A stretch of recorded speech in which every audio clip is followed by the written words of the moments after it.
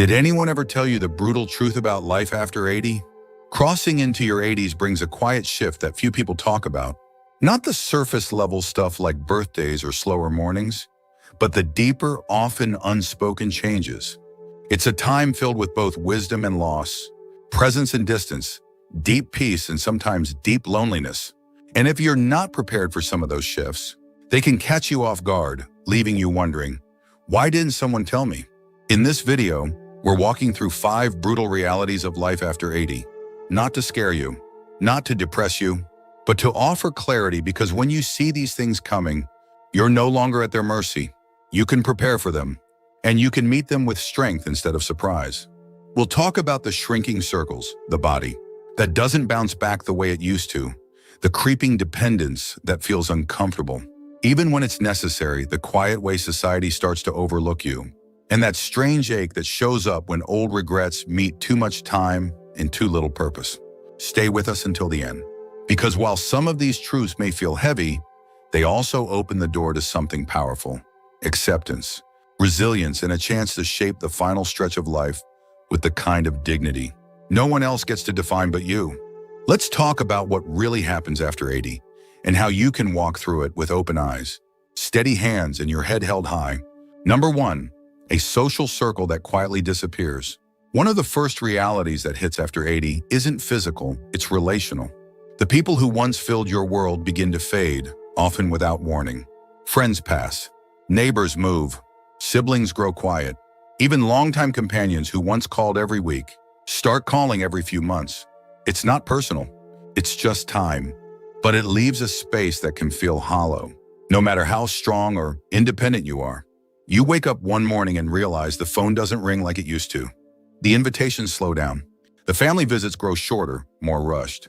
People still love you, but they're busy or distracted, or dealing with their own aging in different ways. And slowly, the everyday interactions that once kept your life rich with voices and laughter start thinning out. This isn't something anyone prepares you for.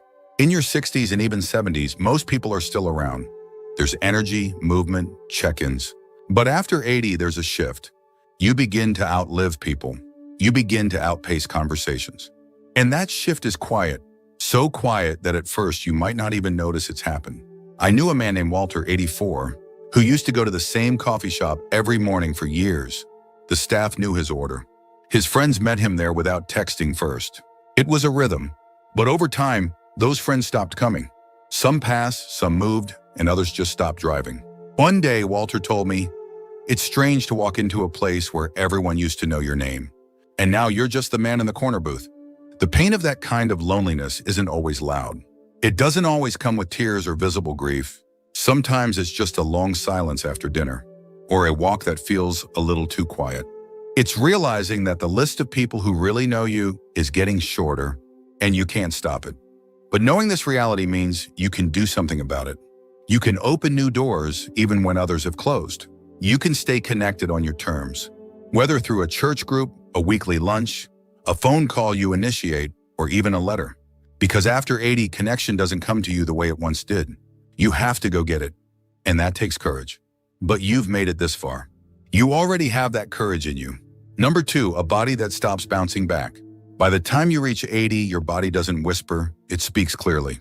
The little aches that used to come and go now linger. The fatigue that once passed after a nap might stretch into the next day. And the truth that catches many people off guard is this: after 80, even small health problems can change your life overnight. You might wake up feeling fine, go about your day, and by evening, something feels off. A little dizziness, a sore leg, a cough that sticks around longer than expected. And suddenly you're sitting in a waiting room, hearing words like monitoring, imaging, or possible admission. What used to be brushed off with rest now demands attention. And often there's no going back to how things were before. What makes this stage so difficult isn't just the physical pain, it's the unpredictability.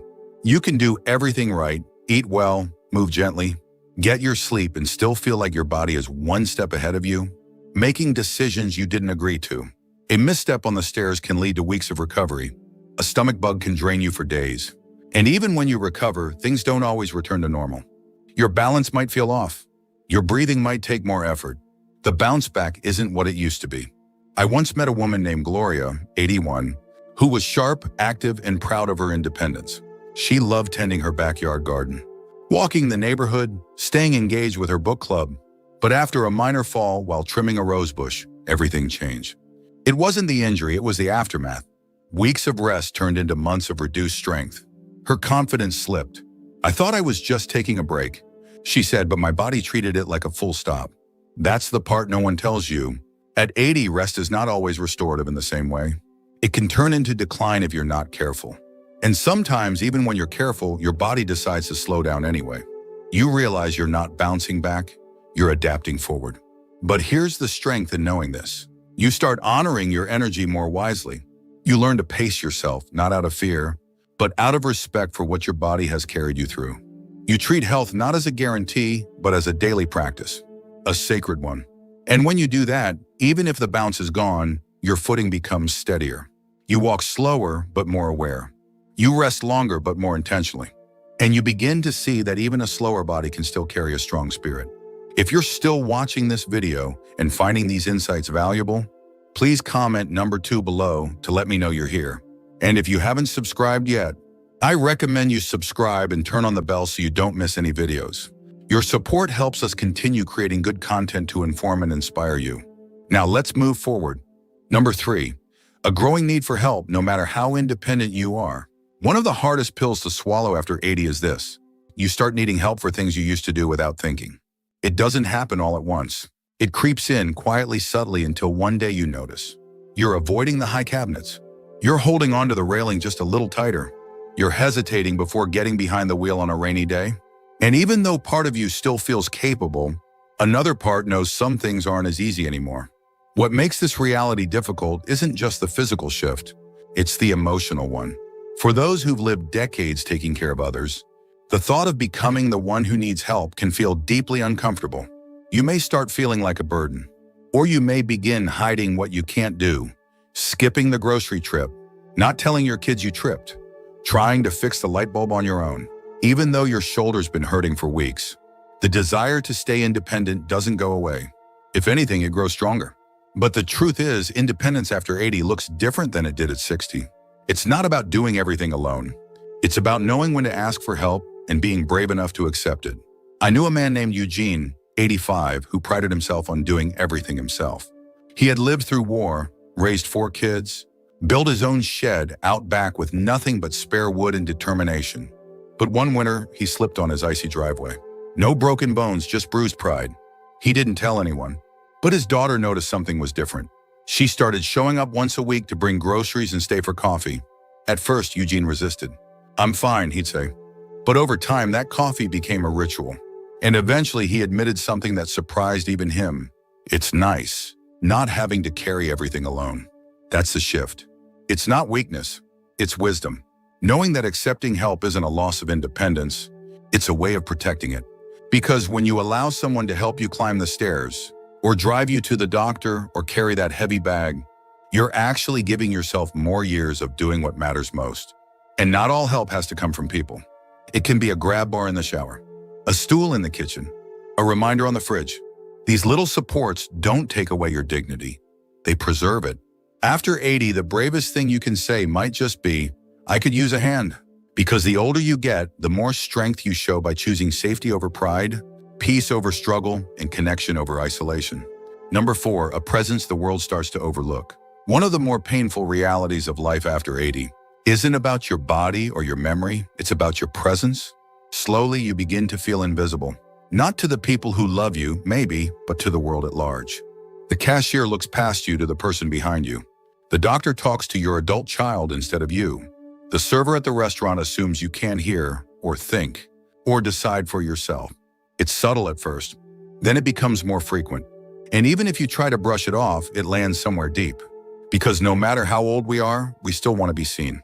And when you've lived a full life, worked, raised a family, made decisions, weathered storms, it's jarring to feel dismissed just because your skin has folded or your hair has grayed. What hurts more is that it's rarely meant with malice. A fast world that forgets slow steps still carries stories.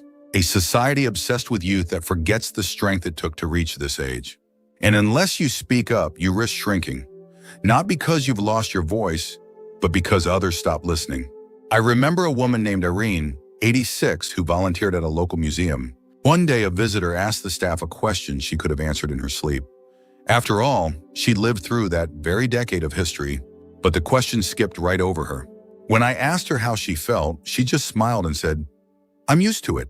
But there was sadness in that smile, the kind that comes from being seen as furniture instead of fire. But you are not furniture. You are not background. You are still here, still thinking, still contributing. And just because the world sometimes forgets, that doesn't mean you have to. So what can you do? You speak anyway. You ask the questions. You offer the opinions. You vote. You share your stories, even when no one asks. You stand up, even if your knees wobble. Because every time you claim your space in the room, you remind the world and yourself that you are not done yet.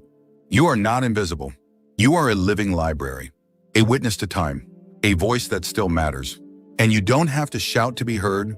You just have to refuse to disappear. If you're still watching this video and finding these insights valuable, please comment number 4 below to let me know you're here. And if you haven't subscribed yet, I recommend you subscribe and turn on the bell so you don't miss any videos. Your support helps us continue creating good content to inform and inspire you. Now let's move forward. Number 5, a sense of regret if purpose isn't redefined. As you move deeper into your 80s, a strange quiet settles in, not just in your home or your schedule, but inside you. Life slows. The calendar isn't as full. And with that slowness comes space to reflect, remember, replay. That can be beautiful. But if you're not careful, it can turn into something heavy. Not the loud, dramatic kind, the quiet kind. The "I wish I'd spent more time with them" kind. The "why didn't I take that chance when I had it" kind. The kind that shows up when you have time, but not always the energy or freedom to do the things you once postponed. This isn't something people talk about much. We celebrate the wisdom of aging, the freedom of retirement, the joy of grandchildren, and all of that is real. But so is the lingering question that often goes unspoken: what now? If you've spent your whole life working, giving, running, raising, serving, and then it all stops, it can feel like your purpose is fading with it. I knew a man named Stanley, 88. He had been a teacher for over 40 years. After he retired, he felt proud, but also strangely hollow. "No one needs me anymore," he said once. But that wasn't true. He just hadn't yet found a new way to be needed. Because purpose doesn't retire. It changes shape. Maybe you don't build houses anymore, but you build confidence in your great-grandkids with your stories. Maybe you don't lead meetings, but you lead with presence when someone is grieving. Maybe you don't solve big problems, but you solve loneliness with a smile to a neighbor. The danger of regret isn't that you've made mistakes, we all have. It's that you sit in them too long without turning them into something meaningful. But when you redefine purpose, not as productivity, but as presence, you begin to realize that you still have so much to give. Not just to others, but to yourself. Because the most important work you'll do after 80 may not be for legacy or applause. It may be this waking up with kindness in your heart, curiosity in your eyes, and enough courage to ask, how can I bring light today, even if just a little? That's not regret. That's redemption. And it's never too late to find it. Final thoughts. Reaching your 80s is no small thing. It's a landmark built on decades of love, loss, effort, change, and resilience. But with that strength comes new challenges, some of them subtle, others hard to ignore. And facing these realities doesn't make you weak. It makes you honest. It means you've lived long enough to see life for what it truly is. Unpredictable, sometimes unfair, but still deeply worth showing up for. So, which of these 5 realities struck you the most? Was it the silence that comes when your social world begins to shrink? The frustration of a body that doesn't recover like it used to? The discomfort of needing help when you've spent a lifetime being the helper? Or maybe it was the invisible feeling that comes when the world moves too fast to see you, or the ache that grows when your purpose isn't clear anymore. Whatever it was, I hope you felt seen. Because the truth is, you're not alone in any of this. Not in the slowing down, not in the forgetting, not in the questions that keep you up at night or the moments that make you wonder what comes next. And here's the good news: even now, even at this stage, you get to choose. You can choose connection. You can choose rest. You can choose to ask for help. You can choose to speak louder when someone overlooks you. and softer when someone needs your grace. You can choose to forgive yourself for what didn't happen and honor yourself for what did. This chapter of life isn't the end. It's the deep part of the story. The part where every word carries weight. The part where small gestures mean more than grand ones ever did. The part where your presence, your patience, your perspective, these become your power. Thank you for joining us today. We'd love to hear from you. Leave a comment below and share one thing you learned today and how you plan to use it in your life. Your thoughts are important to us, so don't hesitate to share them. Reading your comments gives us great motivation and encouragement. If you enjoyed this video and found it helpful, please like, subscribe, and share. Your support helps us continue creating good content to inform and inspire you. Thanks for watching, and we look forward to seeing you in the next video.